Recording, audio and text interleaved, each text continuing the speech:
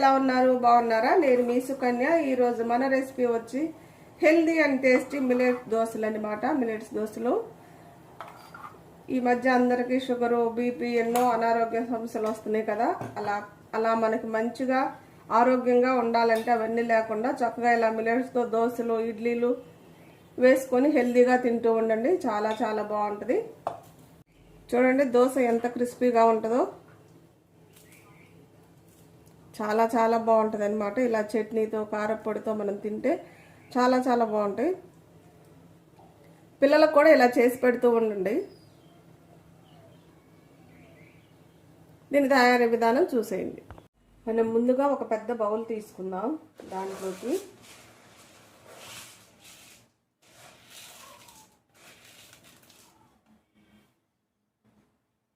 ఒక కప్పు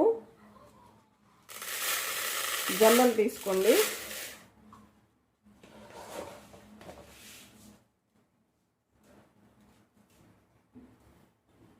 ఇంకొక కప్పు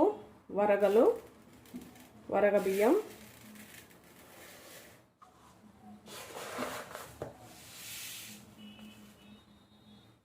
ఇంకొక కప్పు తైదలు,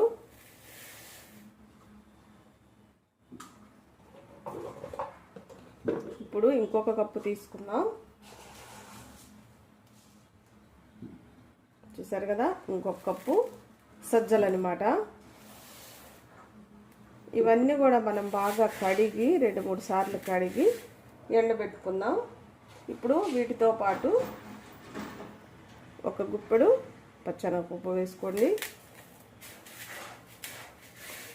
ఇప్పుడు వీటిని బాగా కడిగి మనం బాగా ఎండబెట్టుకోవాలన్నమాట. ఎండలో చూసారు కదా, నేను అన్నీ కూడా ఇలా నీట్గా కడిగి ఎండబెట్టుకున్నాను అనమాట. ఇప్పుడు వీటిని మెత్తగా మిక్సీ పట్టుకుందాం. చూసారు కదా, మెత్తగా మిక్సీ పట్టుకున్నాను.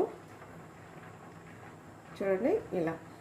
ఇప్పుడు మనం మిక్సీ పట్టినప్పుడు పిండి వేడిగా ఉంటుంది కాబట్టి ఈ చల్లగా అయినాక మనం ఒక డబ్బాలో తీసుకొని స్టోర్ చేసుకొని మనకి ఎప్పుడు కావాలంటే అప్పుడు దోశలు వేసుకోవచ్చు.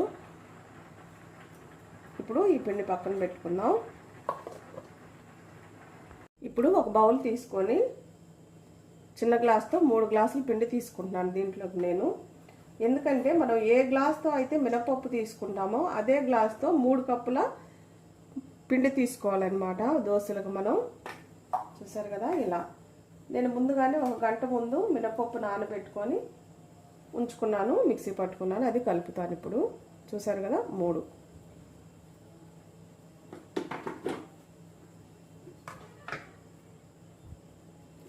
ఈ మినపప్పును కూడా పేస్ట్ కూడా దీంట్లో వేసుకోవాలి.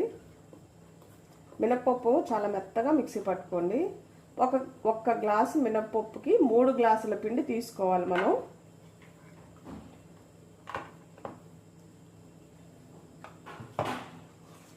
ఎందుకంటే ఈ మధ్య హెల్త్కి సంబంధించి అందరూ కూడా చాలా జాగ్రత్తలు తీసుకుంటున్నారు. మనం ఇలా మిల్లెట్స్తో దోశలైనా, ఇడ్లీ అయినా, ఏమైనా కానీ చేసుకొని తింటే హెల్త్కి చాలా మంచిదన్నమాట. మెయిన్ షుగర్, బీపీలు ఉన్నవాళ్ళు ఇలా చేసుకొని తింటూ ఉండేది షుగర్ కంట్రోల్లో కూడా ఉంటుంది. ఇప్పుడు కొంచెం మనం అనుకనుగ్గా నీళ్ళు వేసుకుందాం. మనం దోసపిండి ఎలా కలుపుతామో అలానే కలిపి పులవ పెట్టుకోవాలన్నమాట. చూసారు కదా ఇలా.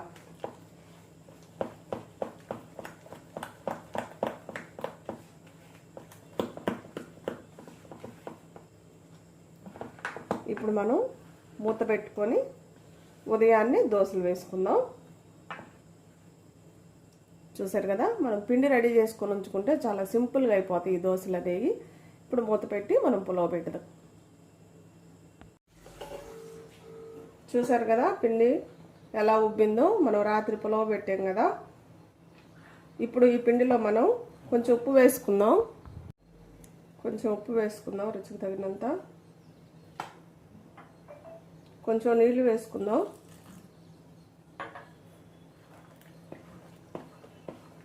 ఇది బాగా కలుపుకుందాం. మనం దోశలకు ఎలాగైతే వేసుకుంటామో జారు, అదే జారులో కలుపుకోవాలి ఈ పిండి కూడా.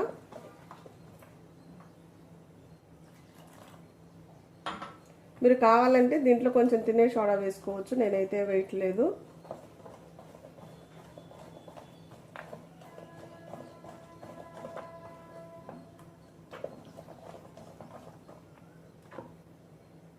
మనం పిండి రెడీ చేసుకున్నాక స్టవ్ వెలిగించుకొని ప్యాన్ పెట్టుకోవాలి. ఈ ప్యాన్ ఒకసారి టిష్యూతో కానీ మంచి గుడ్డతో కానీ ఒకసారి ఇలా తుడుచుకోండి.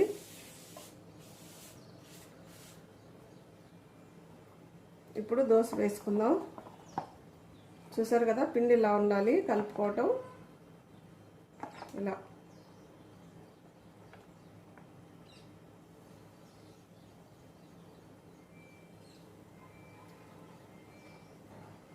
పల్స్గా రుద్దుకోండి.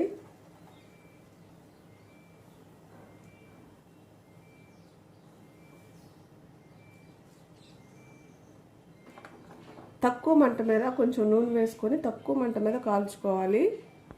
మీరు కావాలంటే దీని మీద ఉల్లిపాయలైనా కారమైనా చల్లుకొని కూడా తినేసేయచ్చు చక్కగా.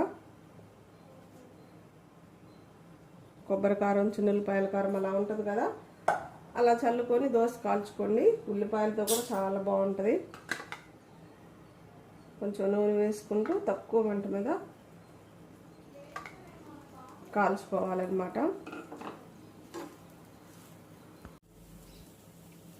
చూసారు కదా, దోశ చక్కగా కాలిపోయిందనమాట. మనం తక్కువ మంట మీద కాల్చుకుంటే దోశ కూడా చాలా బాగుంటుంది,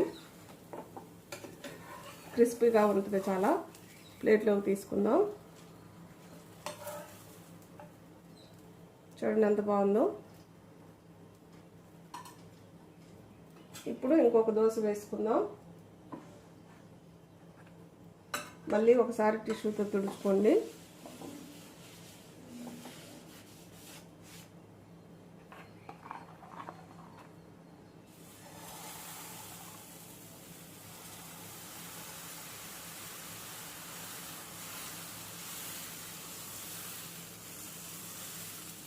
ఇప్పుడు వీటి మీద కొన్ని ఉల్లిపాయ ముక్కలు వేసుకొని కాల్చుకుందాం.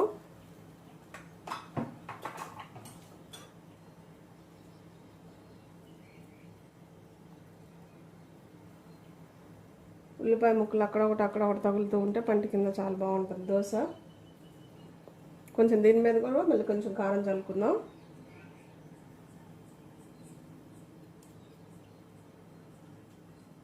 కొంచెం నూనె వేసుకొని దీన్ని కూడా తక్కువ మంట మీద కాల్చుకుందాం. దోశలు చాలా చాలా బాగుంటాయి.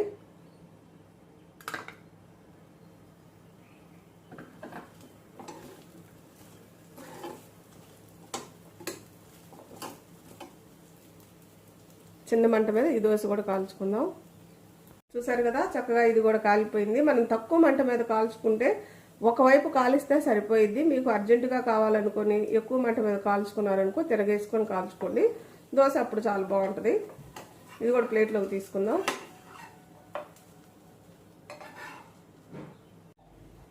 అయిపోయినాయి అండి మన మిల్లెట్స్ దోశలు రెడీ అయిపోయినాయి కదా. చూడండి ఎంత బాగున్నాయో, కలర్ కూడా చూడండి ఎంత బాగుందో. చాలా క్రిస్పీగా చాలా రుచిగా ఉంటుంది. ఇంటిల్లపాదికి మంచి ఆరోగ్యాన్ని ఇస్తాయి అన్నమాట. కంపల్సరిగా మీరు కూడా ఇంట్లో ఒకసారి ట్రై చేయండి. ఎలా వచ్చినాయో కామెంట్ చేయండి. నా వీడియోస్ కానీ మీకు నచ్చినట్టయితే లైక్, షేర్, సబ్స్క్రైబ్.